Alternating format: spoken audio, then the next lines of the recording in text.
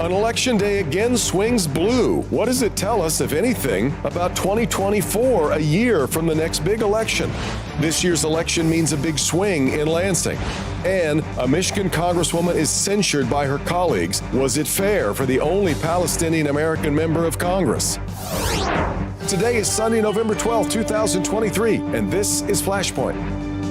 Hi, welcome to Flashpoint. This morning, we are going to get back to the Flashpoint bread and butter of politics. Last week, we had an election day that seemed to fly in the face of the way so many polls have been breaking. Once again, a lot of Republicans were left asking what happened, while Democrats celebrated victories that they weren't sure were coming. And once again, the abortion issue had a lot to do with it. In Michigan, we may not feel a lot of kinship with Ohio, but Ohio just passed abortion rights on close to the same margin that we saw here.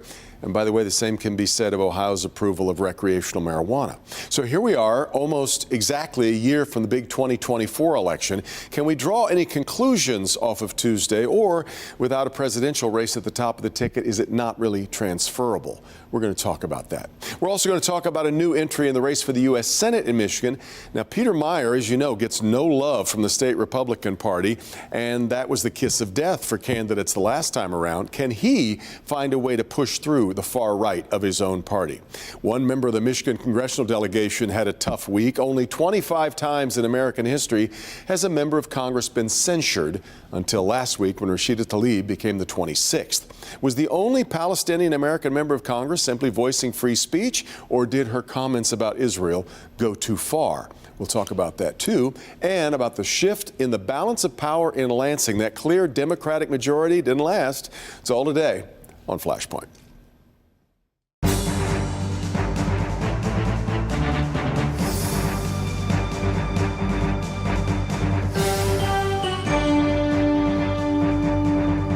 All right, so much to get caught up on this morning, from Lansing to Capitol Hill. Let's do that with Adolph Mongo, political strategist with Adolph Mongo and Associates, serendipitously named.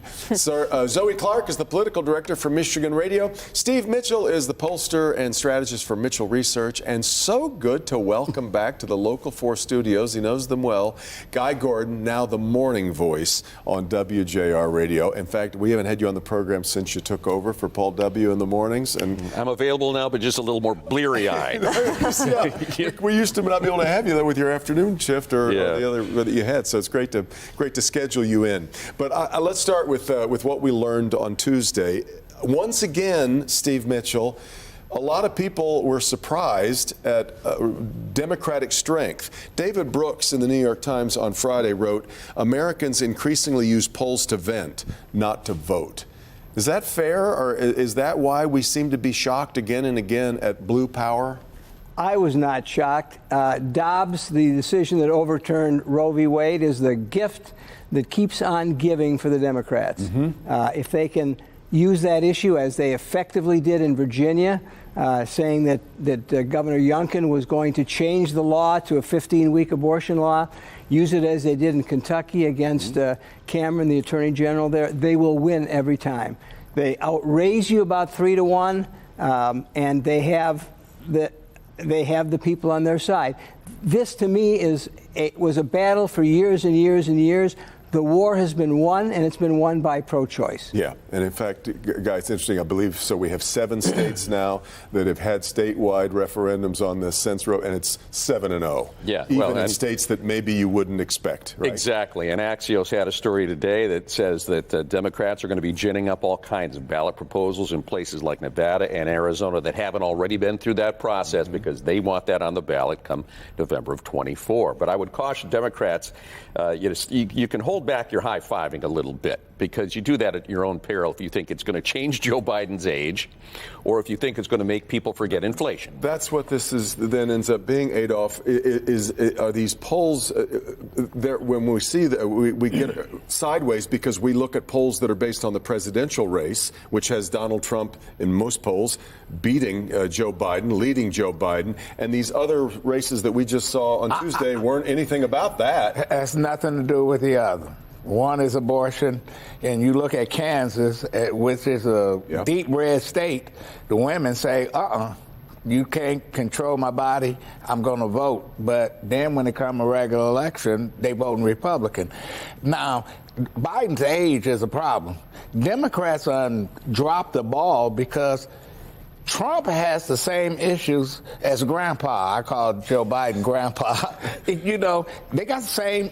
No one wants to see a repeat of the last election, Biden versus Trump.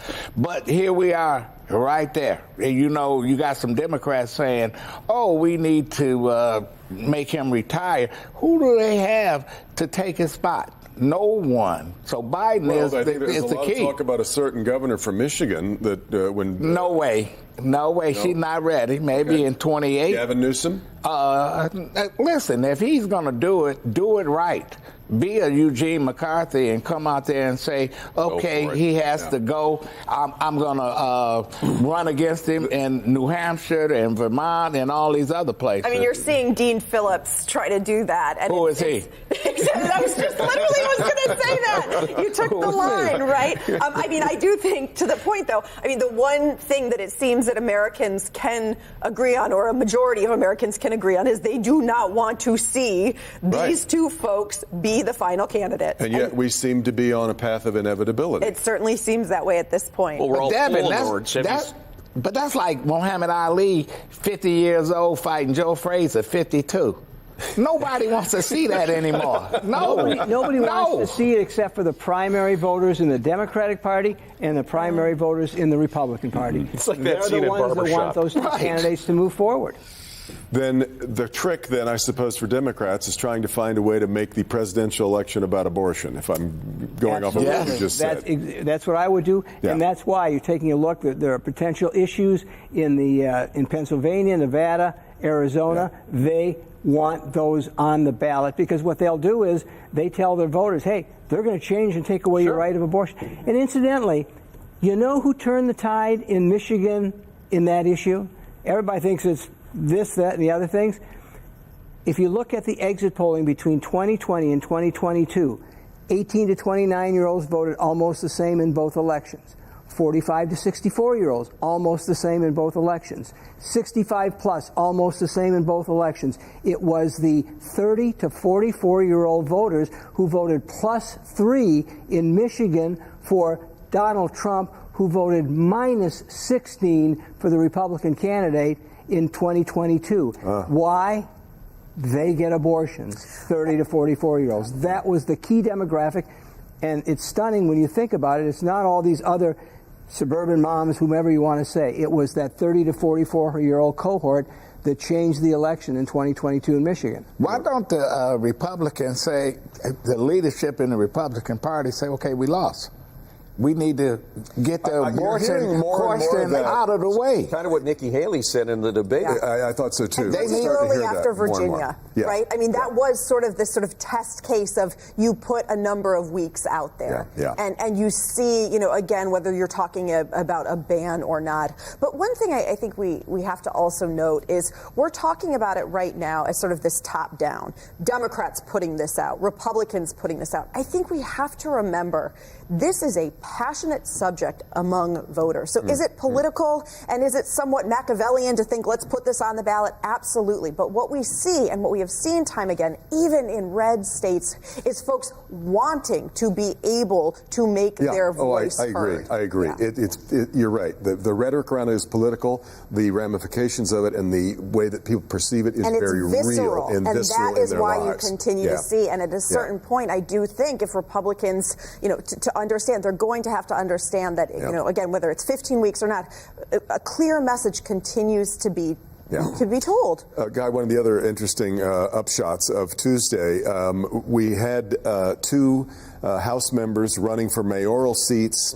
I talked to Governor Whitmer about it this past summer. I know she was dismayed that they would throw this majority into vulnerability that way, and sure enough, both of them won their races, and now we're back to a kind of a stasis situation in Lansing. What do you? I know Rain Man over here with his historical references is going to remember back to '93 when they had a power sharing agreement. Right. Because you had Paul Hilligans and Curtis Hertel who actually could break bread together, and they did it. That isn't going to happen. Instead, I think every voter should be absolutely offended that they're going to close up shop instead of trying to find consensus, trying to embrace the prospect of compromise and get some things done that are still being left on the table as they exit Lansing today. A lot left on the table still. They're done now for the year, Steve. And there's a lot of things that weren't done. They've talked about paid leave, the auto insurance big loophole mess that they left a lot of accident victims in. None of these things got done. And now, how do they get done? Well, they're not going to get. And not only aren't they going to get done this year, because sine die means you're ending the session, and they're going to do that on Tuesday. It's normally done December 31st, December 28th. They're doing it in November in order to have the presidential primary in Michigan in February. And so now with these two mayors a really out, Byzantine set of rules, by the way, that lead to that math. But go ahead. But anyway, now as a result of that, with two mayors gone out, nothing will happen until May, until they have the two special elections to replace the mayors of Westland and Wayne. And evidently, when it comes to transparency, party in control doesn't matter anyway. Nobody wants to take it up with any. We saw 22 Democratic amendments struck and gavelled down.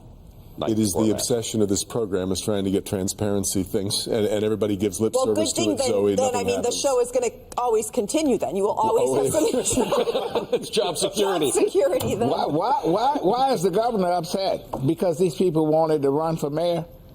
Listen, they're going to have a special election, and it looks like they're going to get the majority back. I know it's a pain in the butt right now, but it is what it is. You can't tell somebody, "Oh, don't run," because we got to have a majority.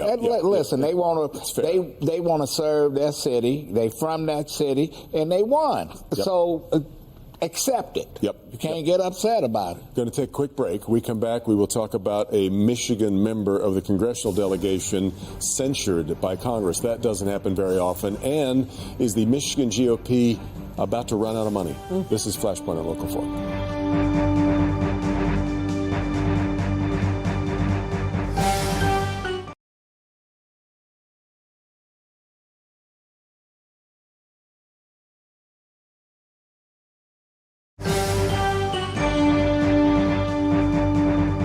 I can't believe I have to say this, but Palestinian people are not disposable.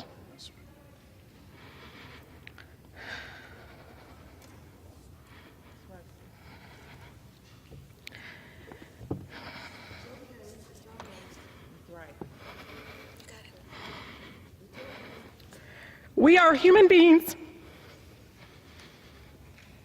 just like anyone else.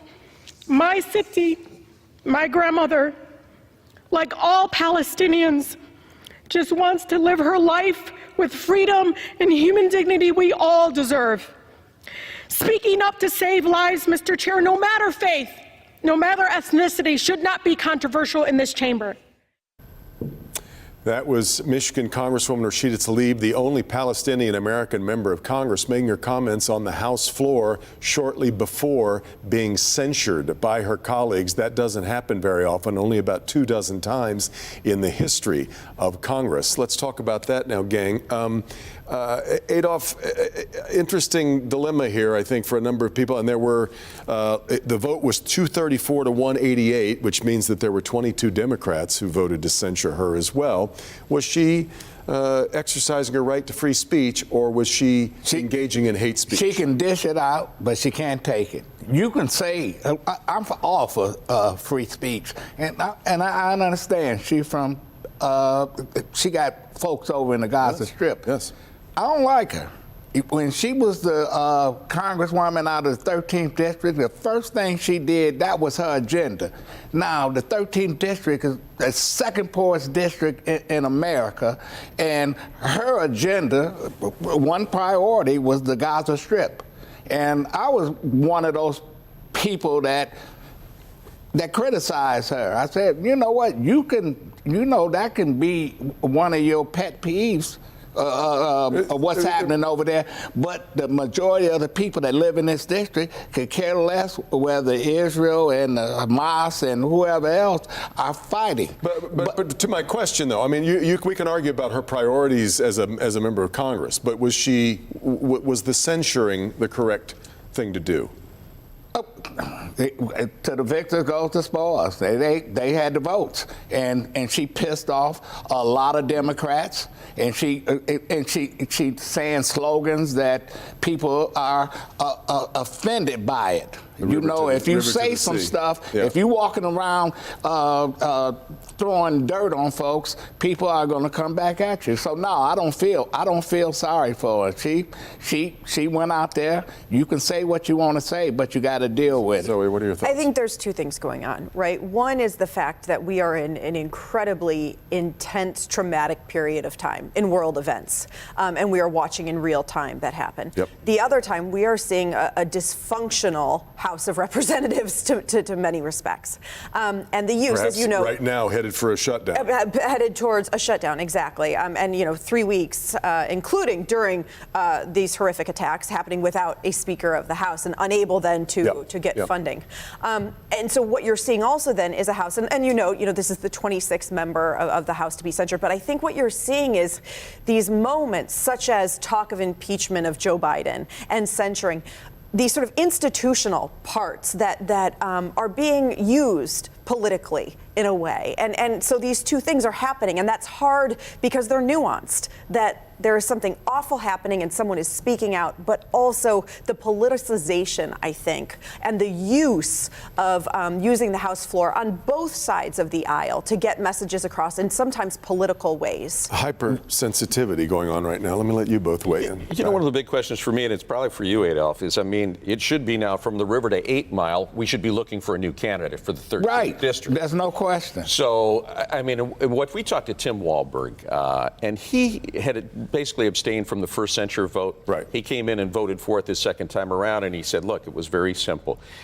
That statement was so offensive and so insulting to so many people, and she had deleted it from her Twitter stream before because she was concerned about it. So it wasn't like she was unaware, or that she just thought it was That's like calling me the N-word and saying, okay, you know what, I didn't mean it that way. But she said it. The statement from the river to the sea is generally thought to mean to many the annihilation of Israel from the River Jordan to the Mediterranean. Steve, she said that what she was really referring to was not that. She was referring to trying to create independence and dignity for people who haven't had it. Rashida Tlaib knew exactly what that means. And what I found interesting is not the censure vote so much. Dana Nessel, in a tweet, said, I have defended you when you have been indefensible. I cannot defend this. Take that down. Yeah. Then you had Alyssa Slotkin saying the same thing, again from Michigan. Everyone, I'm a Jew. We know what that means. They want to annihilate us. And when they use that, a lot of these college kids who are saying it don't know what it means. But most people who have been around understand they want the Jewish race extinct. And so she should have been censured. There's no greater supporter of the First Amendment than I, but that crosses the line. If she would have just talked about her grandmama and her relatives being over there, I have no problem with that, because that's who she is. But when she starts saying stuff like that, some of my Jewish friends who I grew up with, they voted for her, they supported her, and I say she was a fraud from day one when she got elected. And now they see the real Rashida Tlaib.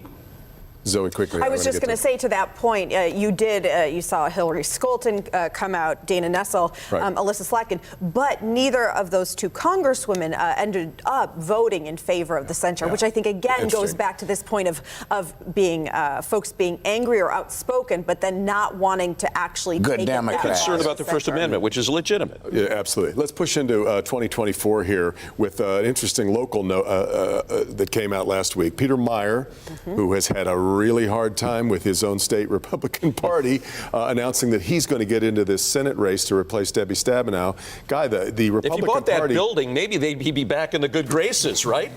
Maybe, because right now it does look like the state GOP is insolvent. The Sekia Weiser building, which was basically gifted and is now in trust, they can't sell it, but it sounds like they're peddling it because they need the money so badly. And there's been some great reporting on that they're about to lose a line of credit. Yeah. It's an unholy mess, but it was totally predictable because they chased away the deep pocket contributors. A couple dozen of them that have been keeping that party Christina afloat. Caramo last week kind of referred to, I think, she basically called it a criminal enterprise, what she felt that the party was before she and her colleagues took it over. Steve, does Peter Meijer have a path forward in this climate? I think he has a difficult path. I did some polling in July. I tested Mike Rogers, who was thinking of getting in the race against Slotkin, and I tested And Meijer, is now in. And has gained a lot of support. Yeah. And I tested Meijer. Because Meijer voted for impeachment, not only will a lot of Republican voters not vote for him in the primary, they won't vote for him in the general election. They'd rather vote for a Democrat instead. They would vote for Slotkin over him then? That's what the polling shows. Interesting. I mean, what you have is a guy that's father's a billionaire who can run.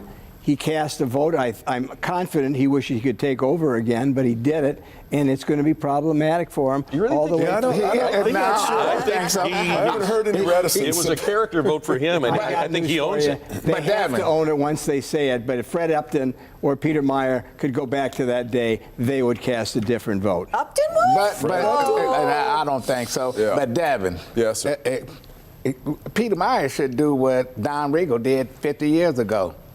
Switch parties. Switch parties. Right. That's what Regal did. He didn't like Nixon, etc. He was a good Republican, and he became a Democrat. I don't think Peter Meijer feels like he has much in common with Democrats other than his dislike of Donald Trump. You know what? Listen, Democrats we're a party of everybody, of inclusion. Republicans are the one that don't want somebody different. He went to Columbia. That's all you have is Democrats. That's right.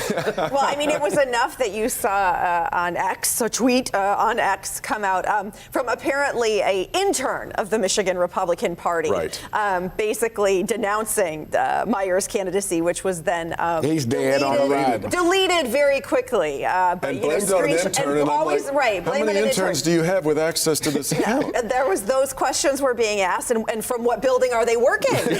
Well, they're next to him. Next to my office in Lansing, blocked from the Capitol. One office room rather than a building. Absolutely. Well, he's dead on arrival. He is, and because you got Hollywood in the race, and you got James Craig. Yes, you got Mike Rogers. Listen, I'm just telling you. You know, Republicans are so dysfunctional. I don't know. They are a gift that keep on giving. We got to take a break. Back with more. This is Flashpoint on Local 4.